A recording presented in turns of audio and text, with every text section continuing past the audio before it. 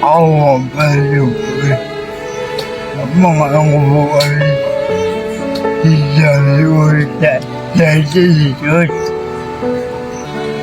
Minsan ano ko pumunta ako dahil po ngayon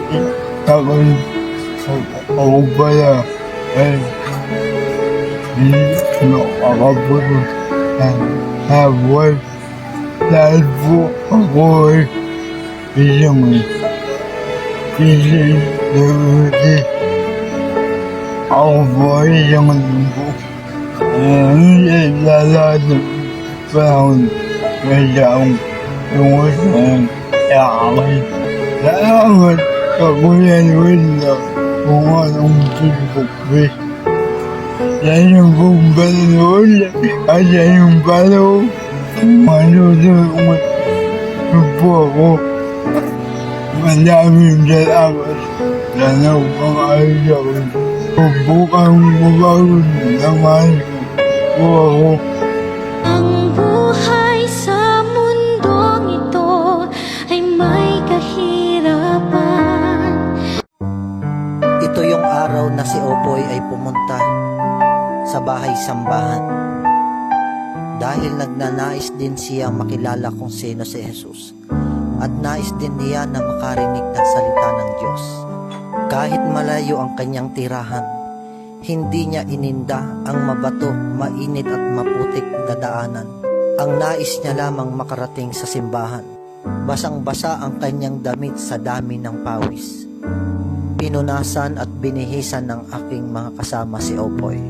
Pagkatapos niya po sumimba at kumain ng tanghalian, siya po ay umuwi na sa kanyang tahanan. Minsan ang buhay lungkot at saya, di alam sa bawat araw kung anong dala. Minsan lulungkot at di ko makita nasaan. Dahil malayo at mainit, kailangan ko na siyang buhatin. Buhay ko'y hawak mo, puso ko'y nasa'yo, pag-asa'y kahit bundok man ang unang pagsubok, hinarap, inakyat, nagwagi. At pagsapit mo sa patag, nakita ang anino, halos di mo magabi. Dito ka na ulit, Poy? Tutulog? Ha? Ang akala mo ay kaya, taglay mo't ang gabay ay salita. Di mo na kaya? Ha? Pasanin, kaibigan, susuko na. Sinaulo mo, talata na sana.